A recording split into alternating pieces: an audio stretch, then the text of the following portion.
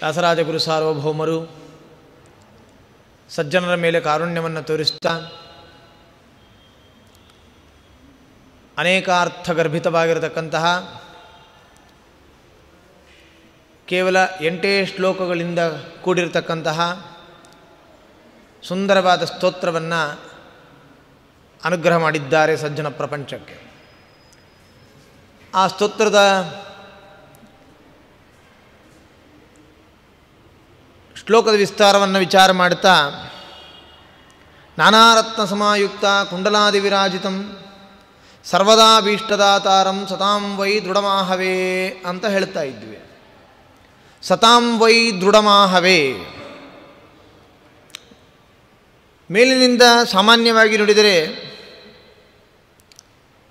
ಸತಾಂ ವೈ ದೃಢಮಾಹವೇ ಸಜ್ಜನರ ಪಕ್ಷದಲ್ಲಿ ಚೆನ್ನಾಗಿ ನಿಲ್ಲುವವರು, ಮುಖ್ಯಪ್ರಾಣದೇವರು ಸಜ್ಜನರ ಪಕ್ಷದಲ್ಲಿ ನಿಲ್ಲುವವರು.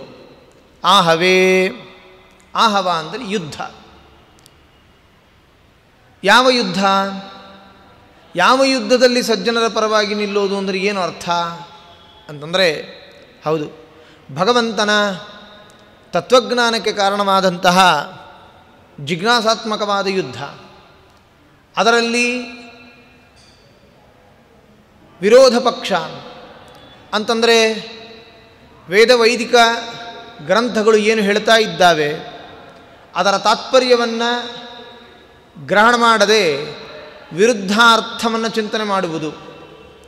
ದೃಷ್ಟಾಂತ, ಭಗವಂತ ಗುಣಪೂರ್ಣ ಅಂತಂದರೆ ಭಗವಂತನಲ್ಲಿ ಗುಣ ಇಲ್ಲ ಅಂತ ಹೇಳೋದು. ವಿಶ್ವಂ ಮಿಥ್ಯಾ ವಿಭುರ ಗುಣವಾನ್ ಆತ್ಮನಾಂ ನಾಸ್ತಿ ಭೇದೋ ದೈತ್ಯಾಯಿತ್ತಂ ವ್ಯದದತ ಗಿರಾಂ ದಿಕ್ಷು ಭೂಯ ಪ್ರಸಿದ್ಧಿಂ. ಏನಿದೆ ಅದನ್ನು ಅಪಲಾಪ ಮಾಡತಕ್ಕಂಥದ್ದು, ಇದನ್ನೇ ಶತ್ರುಪಕ್ಷ ಅಂತ ಕರೆಯೋದು. ಸತ್ಯವಾಗಿರತಕ್ಕಂತಹ ಅಂಶಗಳನ್ನು ಅಪಲಾಪ ಮಾಡಿ ವಿರುದ್ಧವಾಗಿ ಮಾತನಾಡತಕ್ಕಂಥದ್ದು ಇದನ್ನೇನಂತ ಕರೀತಾ ಇದ್ದಾರೆ? ಪ್ರತಿಪಕ್ಷ, ಶತ್ರುಪಕ್ಷ ಅಂತ ಇದನ್ನೇ ಕರೀತಾ ಇದ್ದಾರೆ. ಹಾಗೆ ವಾದ ಮಾಡತಕ್ಕಂಥವರೆಲ್ಲರೂ ಏನಾಗಿದ್ದಾರೆ? ದುರ್ಜನರು ಅಂತಲೇ ಆಗಿದ್ದಾರೆ.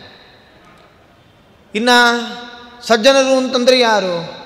ಯಥಾರ್ಥ ಜ್ಞಾನವುಳ್ಳವರು, ಭಗವಂತನನ್ನು ಗುಣಪೂರ್ಣನೆಂದೇ ತಿಳಿದವರು. ಆನಂದಾದ್ಯೈ ಗುರುಗುಣಗಣೈರ್ಪೂರಿತೋ ವಾಸುದೇವೋ. ಆನಂದಾದಿ ಗುಣಗಳಿಂದ ಪರಿಪೂರ್ಣನಾಗಿದ್ದಾನೆ ಭಗವಂತ ಅಂತ ಹೇಳ್ತಕ್ಕಂಥವರು, ಅದನ್ನೇ ವಾದ ಮಾಡತಕ್ಕಂಥವರು. ಇಂತಹ 2 ವರ್ಗ ಇದ್ದಾವೆ. ಇದನ್ನೇ ದುರ್ಜನ ವರ್ಗ, ಸಜ್ಜನ ವರ್ಗ. ಈ 2 ವರ್ಗದ ನಡುವೆ ನಡೆತಕ್ಕಂತಹ ಸಮರ ಆಹವೇ.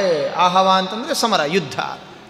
ದುರ್ಜನರು ಮತ್ತು ಸಜ್ಜನರ ನಡುವೆ ನಡೀತಕ್ಕಂತಹ ಭಗವಂತನ ಕುರಿತಾಗಿರತಕ್ಕಂತಹ ಜಿಜ್ಞಾಸಾದಲ್ಲಿ ಯಾವುದು ಪ್ರತಿಪಕ್ಷ, ಶತ್ರುಪಕ್ಷ, ದುರ್ಜನರು ಸೇರಿದ್ದಾರೆ, ಅವರ ವಿರುದ್ಧ ನಿಂತಹ ಸಜ್ಜನರು.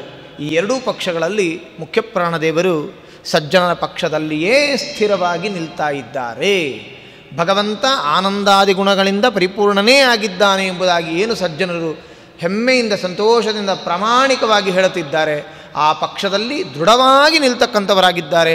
ಹಾಗಾಗಿ ಸತಾಂ ವೈ ದೃಢಮಾಹವೇ ಅಂತ ವ್ಯಾಸರಾಜಗುರು ಸಾರ್ವಭೌಮರು ಉದ್ಗಾರವನ್ನು ತೆಗಿತಾ ಇದ್ದಾರೆ. ಇದು ಒಂದು ತಾತ್ಪರ್ಯ. ಇನ್ನೊಂದು ಸುಂದರವಾಗಿರತಕ್ಕಂಥ ತಾತ್ಪರ್ಯವನ್ನು ಚಿಂತನೆ ಮಾಡಲಿಕ್ಕೆ ಬರ್ತದೆ. ಆಹವ ಅಂತಂದರೆ ಯಜ್ಞ. ಆಹವ ಅಂತಂದರೆ ಯಜ್ಞ ಅಂತ ಕರಿತಾ ಇದ್ದಾರೆ. ಸಜ್ಜನರು ಆಚರಣೆ ಮಾಡತಕ್ಕಂತಹ ಯಜ್ಞದಲ್ಲಿ ಮುಖ್ಯಪ್ರಾಣದೇವರು ಸ್ಥಿರವಾಗಿ ನಿಲ್ತಾರೆ. ಸತಾಂ ವೈ ದೃಢಮಾಹವೇ. ಆಹವ ಅಂತಂದರೆ ಯಜ್ಞಗಳು. ಸಜ್ಜನರು ಆಚರಣೆ ಮಾಡತಕ್ಕಂಥ ಯಜ್ಞಗಳಲ್ಲಿ ಸ್ಥಿರವಾಗಿ ನಿಲ್ತಕ್ಕಂಥ ಮುಖ್ಯಪ್ರಾಣದೇವರು ಅನ್ನೋ ಒಂದು ತಾತ್ಪರ್ಯವನ್ನು ತರ್ತಾ ಇದ್ದಾರೆ. ಹೇಗೆ ಸ್ಥಿರವಾಗಿ ನಿಲ್ಲೋದು ಅಂದರೆ ಏನು? ಯಜ್ಞದಲ್ಲಿ ಋತ್ವಿಜ, ಯಜಮಾನ ಅಥವಾ ಯಾಜ್ಞೀಯ ಪದಾರ್ಥಗಳು ಅಂತ ಏನಿದ್ದಾವೆ ಅವುಗಳಲ್ಲೆಲ್ಲ ಚೆನ್ನಾಗಿ ನೆಲೆಸಿರುವವನು ಮುಖ್ಯಪ್ರಾಣನು. ಹಾಗಾಗಿ ಸತಾಂ ವೈ ದೃಢಮಾಹವೇ. ಇದಿನ್ನೊಂದು ತಾತ್ಪರ್ಯ.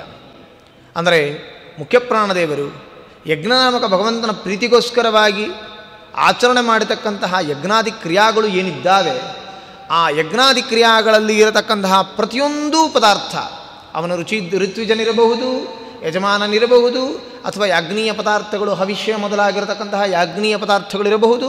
ಅದು ಎಲ್ಲದರಲ್ಲೂ ಕೂಡ ಪೂರ್ಣನಾಗಿ ಸನ್ನಿಧಾನವನ್ನು ಇಟ್ಟಿರುವವನು ಯಾರು? ಮುಖ್ಯ ಪ್ರಾಣನು. ಹಾಗಾಗಿ ಭಗವಂತ ಸ್ವೀಕಾರ ಮಾಡ್ತಾನೆ ಯಜ್ಞವನ್ನು.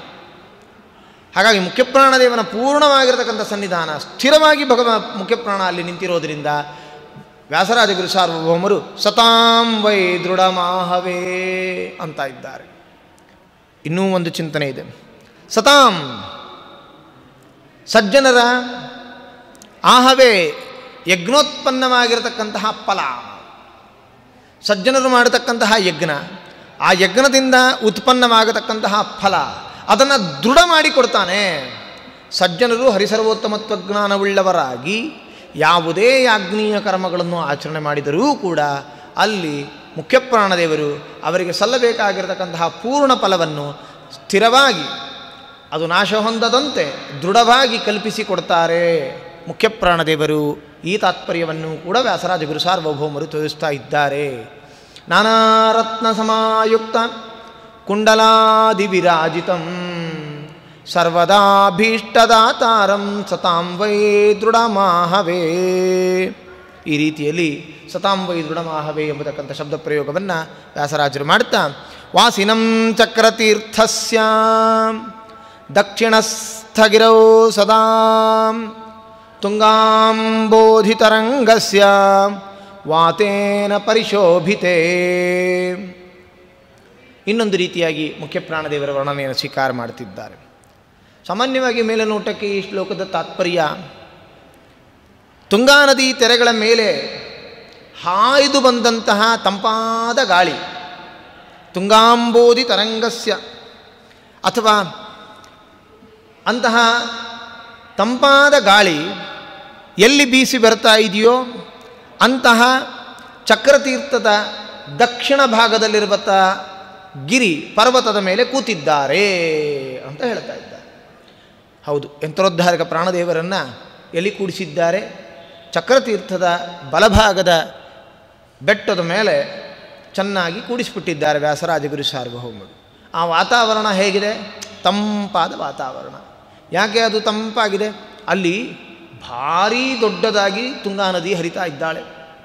ಭಾರೀ ವಿಸ್ತಾರವಾಗಿರತಕ್ಕಂಥ ನದಿ ಅದು. ಅದರ ಮೇಲೆ ಹಾದು ಬಂದ ಗಾಳಿ, ತಂಪಾದ ಗಾಳಿ ಬೀಸ್ತಾ ಇದೆ. ಅಲ್ಲಿ ಹಾಯಾಗಿ ಮುಖ್ಯಪ್ರಾಣದೇವರು ಕೂತ್ಬಿಟ್ಟಿದ್ದಾರೆ. ವ್ಯಾಸರಾಜಗುರು ಸಾರ್ವಭೌಮರು ಅಲ್ಲಿ ಹಾಕಿ ಕೂಡಿಸಿಬಿಟ್ಟಿದ್ದಾರೆ ಅವರನ್ನು.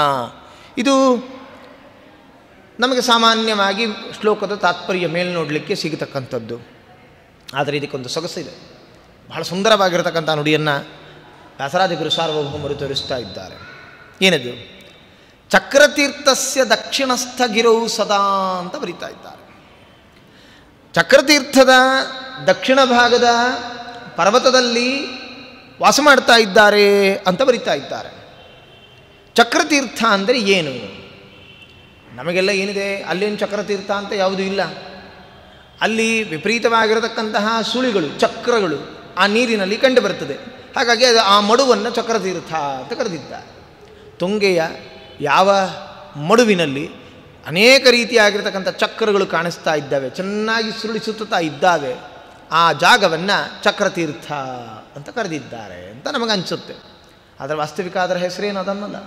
ತಾತ್ಪರ್ಯವನ್ನು ಅನ್ಯ ರೀತಿಯಲ್ಲಿ ಗ್ರಹಣ ಮಾಡಲಿಕ್ಕೆ ಬರ್ತಾ ಇದೆ. ಏನು ಚಕ್ರತೀರ್ಥ ಅಂದರೆ ಏನು? ಚಕ್ರ ಅದು ದುರ್ಗಾದೇವಿಯವರು. ಚಕ್ರ ಪರಮಾತ್ಮ ಧಾರಣ ಮಾಡಿರ್ತಕ್ಕಂತಹ, ಕೈಯಲ್ಲಿ ಹಿಡಿದಿರತಕ್ಕಂಥ ಚಕ್ರ, ಅದಕ್ಕೆ ಅಭಿಮಾನಿ ದೇವತೆಗಳು ಸಾಕ್ಷಾತ್ ಲಕ್ಷ್ಮೀದೇವಿಯವರು. ಆ ಲಕ್ಷ್ಮೀದೇವಿಗೆ ತೀರ್ಥ ಯಾರಾಗಿದ್ದಾನೆ? ಪರಮಾತ್ಮನೂ ಆಗಿದ್ದಾನೆ. ಲಕ್ಷ್ಮೀದೇವಿಯವರಿಗೆ ತೀರ್ಥ ಪರಮಾತ್ಮ ಅಂದರೆ ಅರ್ಥ ಏನು ಅಂದರೆ, ಲಕ್ಷ್ಮೀದೇವಿಯವರಿಗೆ ಚಕ್ರಾಭಿಮಾನಿಯಾಗಿರ್ತಕ್ಕಂಥ ಲಕ್ಷ್ಮೀದೇವಿಯವರು, ಅವರಿಗೆ ತೀರ್ಥ ಅಂದರೆ ಗುರು ಅಂತ ಅರ್ಥ. ತೀರ್ಥಪಾದರು, ಗುರುಪಾದರು ಅಂತ ಅರ್ಥ. ತೀರ್ಥ ಶಬ್ದಕ್ಕೆ ಏನರ್ಥ? ಗುರು ಅಂತ ಅರ್ಥ. ಹಾಗಾಗಿ ಚಕ್ರತೀರ್ಥ ಅಂತಂದರೆ ಚಕ್ರಕ್ಕೆ ಅಭಿಮಾನಿ ಎನಿಸಿರತಕ್ಕಂತಹ ರಮಾದೇವಿಯವರಿಗೆ ಗುರುವೆನಿಸಿದವನು ಭಗವಂತ. ಚಕ್ರತೀರ್ಥ ಅಂತಂದರೆ ಪರಮಾತ್ಮ ಅಂತರ್ಥ. ರಮಾದೇವಿಯವರಿಗೂ ಗುರು ಅಲ್ಲ ರೀ, ರಮಾದೇವಿಯವರಿಗೆ ಪತಿ ಎನಿಸಿದ್ದಾನೆ ಭಗವಂತ, ಅದೇಗೆ ಗುರು ಆದ ಅಂತ ನಮಗೆ ಪ್ರಶ್ನೆ ಬಂದ್ಬಿಡ್ತದೆ ಮನಸ್ಸಿಗೆ. ರಮಾಪತಿ ಅಂತ ಹೇಳ್ತಾರೆ, ರಮಾ ಗುರು ಅಂತ ಹೇಳಿಬಿಟ್ರಲ್ಲ ಆಚಾರ್ಯರೇ ಅಂತಂದರೆ, ಹೌದು, ರಮಾ ಗುರುವೂ ಆಗಿದ್ದಾನೆ ಭಗವಂತ. ಪತಿಯಾದವನು ಗುರು ಅಲ್ಲವೇನು? ಗುರುವೂ ಆಗಿದ್ದಾನೆ. ಹೇಗೆ? ನಾವು ಐತರೇಯೋಪನಿಷತ್ತು ಅಂತ ಕೇಳುತ್ತೇವೆ. ಐತರೇಯೋಪನಿಷತ್ತನ್ನು ಉಪದೇಶ ಮಾಡಿದವನು ಮಹಿದಾಸ್ವರೂಪಿ ಪರಮಾತ್ಮ. ಇತರಾದೇವಿಯ ಮಗನಾಗಿರತಕ್ಕಂಥ ಮಹಿದಾಸ್ವರೂಪಿ ಪರಮಾತ್ಮ ಆ ಉಪನಿಷತ್ತನ್ನು ಉಪದೇಶ ಕೊಟ್ಟಿದ್ದಾನೆ. ಯಾರಿಗೆ ಕೊಟ್ಟಿದ್ದಾನೆ? ಯಾರಿಗೆ ಪಾಠ ಮಾಡಿದ್ದಾನೆ? ಐತರೇಯ ಉಪನಿಷತ್ತನ್ನು ಪಾಠವನ್ನು ಯಾರಿಗೆ ಮಾಡಿದ್ದಾನೆ ಭಗವಂತ? ಮಹಿದಾಸ್ವರೂಪಿ ಪರಮಾತ್ಮ ಅಂದರೆ ರಮಾದೇವಿಯವರಿಗೆ ಮಾಡಿರೋದು. ಲಕ್ಷ್ಮೀದೇವಿಯವರಿಗೆ ಐತರೇಯ ಉಪನಿಷತ್ತಿನ ಪಾಠವನ್ನು ಭಗವಂತ ಮಾಡಿರೋದು. ಹಾಗಾಗಿ ಚಕ್ರತೀರ್ಥ ಐತರೇಯ ಉಪನಿಷತ್ತನ್ನು ರಮಾದೇವಿಯವರಿಗೆ ಪಾಠ ಮಾಡಿರ್ತಕ್ಕಂಥ ಭಗವಂತನು ರಮಾದೇವಿಯವರ ಗುರುವೆಂದೆನಿಸಿಕೊಂಡು ಚಕ್ರತೀರ್ಥನೂ ಅಂತ ಕರೆಸಿಕೊಳ್ತಾ ಇದ್ದಾನೆ. ಇದು ವ್ಯಾಸರಾಜ ಗುರು ಸಾರ್ವಭೌಮರ ತಾತ್ಪರ್ಯ. ಎಷ್ಟು ಸುಂದರವಾಗಿರತಕ್ಕಂಥ ತಾತ್ಪರ್ಯ.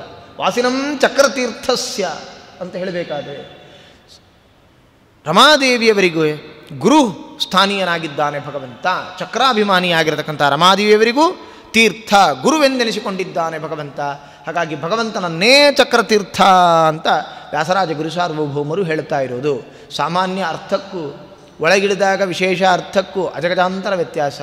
ಅದ್ಭುತವಾಗಿರತಕ್ಕಂಥ ತಾತ್ಪರ್ಯವನ್ನು ವ್ಯಾಸರಾಜ ಗುರು ಸಾರ್ವಭೌಮರು ತೋರಿಸ್ತಾ ಇದ್ದಾರೆ. ಹಾಗಾಗಿ ಅಪರೋಕ್ಷ ಜ್ಞಾನಿಗಳ ಮಾತೇ ಚಂದ. ಅಪರೋಕ್ಷ ಜ್ಞಾನಿಗಳ ಮಾತನ್ನು ಅದನ್ನು ಜ್ಞಾನಪುರಸ್ಸರವಾಗಿ ಆಳಕ್ಕೆ ಇಳಿದು ಅನುಭವಿಸಿದಾಗ ವಿಶೇಷ ಅರ್ಥಗಳು ಕಾಣಲಿಕ್ಕೆ ಸಿಗ್ತಾ ಇದೆ. ಅಂತಹ ಅದ್ಭುತವಾದ ಅರ್ಥ ಚಕ್ರತೀರ್ಥಸ್ಯ, ರಮಾದೇವಿಯವರಿಗೆ ಗುರುವೆನಿಸಿಕೊಂಡಿರತಕ್ಕಂತಹ ಪರಮಾತ್ಮ ಅವನ ಬಳಿಯಲ್ಲಿ ಅಂತರ್ಥ.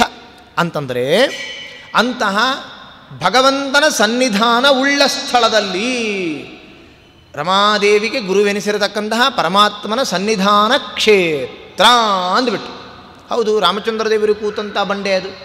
ರಾಮಚಂದ್ರ ದೇವರು ಬಂದು ಹನುಮಂತ ದೇವರಿಗೆ ಬಹಿರಂಗವಾಗಿ ದರ್ಶನ ಕೊಟ್ಟಂತಹ, ಮೊತ್ತ ಮೊದಲಿಗೆ ದರ್ಶನ ಕೊಟ್ಟಂತಹ ದಿವ್ಯಕ್ಷೇತ್ರ ಅಂತ ಮೊದಲನೇ ದಿನ ಹೇಳ್ತಾ ಇದ್ವಿ ನಾವು. ಹಾಗಾಗಿ ರಮಾದೇವಿಯವರು ಗುರು ಎನಿಸಿಕೊಂಡಿರತಕ್ಕಂತಹ ಪರಮಾತ್ಮನು ಜಗದ್ಗುರು ಎನಿಸಿಕೊಂಡಿರತಕ್ಕಂತಹ ಮುಖ್ಯಪ್ರಾಣಾವತಾರಿಯಾಗಿರತಕ್ಕಂಥ ಹನುಮಂತ ದೇವರಿಗೆ ದರ್ಶನ ಕೊಟ್ಟ ಸ್ಥಳ ಚಕ್ರತೀರ್ಥನೇ ಆಗಿಬಿಡ್ತು. ಅಂತಹ ಚಕ್ರತೀರ್ಥ ಇದು ಒಂದು ತಾತ್ಪರ್ಯ. ಅಥವಾ ಇನ್ನೊಂದು ಸುಂದರವಾದ ತಾತ್ಪರ್ಯವನ್ನು ವಿಚಾರ ಮಾಡಲಿಕ್ಕೆ ಬರ್ತದೆ.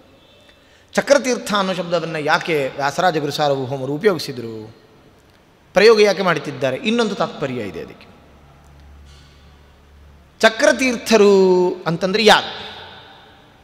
ಚಕ್ರಾಂಕಿತನಾಗಿ ತೀರ್ಥತ್ವವನ್ನು ಪಡೆದುಕೊಂಡವನು ಚಕ್ರಾಂಕಿತನು.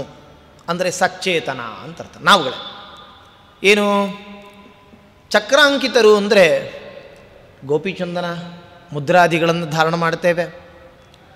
ಚಕ್ರಾದಿ ಮುದ್ರೆಗಳನ್ನು ನಾವು ನಿತ್ಯದಲ್ಲೂ ಧಾರಣ ಮಾಡ್ತಾ ಇದ್ದೇವೆ.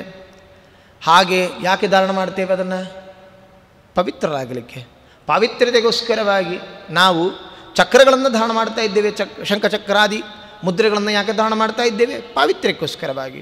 ಹಾಗಾಗಿ ಚಕ್ರಾಂಕಿತನಾದ, ಚಕ್ರ ಅಂತಂದ್ರೇನು? ಚಕ್ರತೀರ್ಥ ಶಬ್ದದಲ್ಲಿ ಚಕ್ರ, ಚಕ್ರಚಿಹ್ನಿತರಾದ, ಪಾವಿತ್ರ್ಯವನ್ನು ಹೊಂದಿದ, ಚಕ್ರದಿಂದ ಪಾವಿತ್ರ್ಯವನ್ನು ಹೊಂದಿದವರು. ಅಥವಾ ತಪ್ತ ಮುದ್ರಾಧಾರಣ ಅಂತ ಹೇಳ್ತೇವೆ. ತಪ್ತ ಮುದ್ರಾಧಾರಣದಲ್ಲಿ ಶಂಖಚಕ್ರ ಧಾರಣ ಮಾಡಿಕೊಳ್ತೇವೆ. ತಪ್ತ ಮುದ್ರಾಧಾರಣಾದಿಗಳಿಂದ ಪವಿತ್ರರಾದ ಯಾರು? ಸಚೇತನರು. ಚಕ್ರತೀರ್ಥ ಶಬ್ದದಿಂದ ಏನಾಯ್ತು? ಈಗ ಶಂಖಚಕ್ರಗಳನ್ನು ಧಾರಣ ಮಾಡಿ ಅಥವಾ ತಪ್ತ ಮುದ್ರಾದಿಗಳಿಂದ ಚೆನ್ನಾಗಿ ಪವಿತ್ರೀಕರಣ ಹೊಂದಿದಂತಹ ಪವಿತ್ರಾತ್ಮರಾದಂತಹ ವಿಷ್ಣು ಭಕ್ತರು ಅಂತ ಅರ್ಥ. ಚಕ್ರತೀರ್ಥ ಶಬ್ದಕ್ಕೆ ವಿಷ್ಣು ಭಕ್ತರು ಅಂತ ಅರ್ಥ ಆಗೋಯ್ತೀಗ. ಹಿಂದಿನ ಅರ್ಥದಲ್ಲಿ ಚಕ್ರತೀರ್ಥ ಅಂತಂದರೆ ರಮಾದೇವಿಯವರಿಗೆ ಗುರು ಎನಿಸಿರತಕ್ಕಂಥ ಭಗವಂತ ಅಂತ ಅರ್ಥ ಮಾಡಿದ್ವಿ. ಅಂತಹ ಭಗವಂತನ ಸನ್ನಿಧಾನ ಇರುವ ಕ್ಷೇತ್ರದಲ್ಲಿ ಕೂತಿದ್ದಾರೆ ಮುಖ್ಯಪ್ರಾಣದೇವರು ಅಂತ ಅರ್ಥ ಮಾಡಿದ್ವಿ. ಈಗ ಹೇಳ್ತಾ ಇದ್ದೀವಿ ಚಕ್ರತೀರ್ಥ ಅಂತಂದರೆ ಸದ್ವೈಷ್ಣವರು, ಪರಮಾತ್ಮನ ಲಾಂಛನವನ್ನು ಧಾರಣ ಮಾಡಿರತಕ್ಕಂತಹ ವಿಷ್ಣು ಭಕ್ತರು. ಅವರ ದಕ್ಷಿಣಸ್ಥಗಿರೋ ಸದಾ, ಅವರ ಅಂತಹ ವಿಷ್ಣು ಭಕ್ತರ ದಕ್ಷಿಣಸ್ಥಗಿರೌ ಅಂತ ಹೇಳ್ತಾ ಇದ್ದಾರೆ. ದಕ್ಷಿಣಸ್ಥ ಅಂತಂದ್ರೆ ಏನು?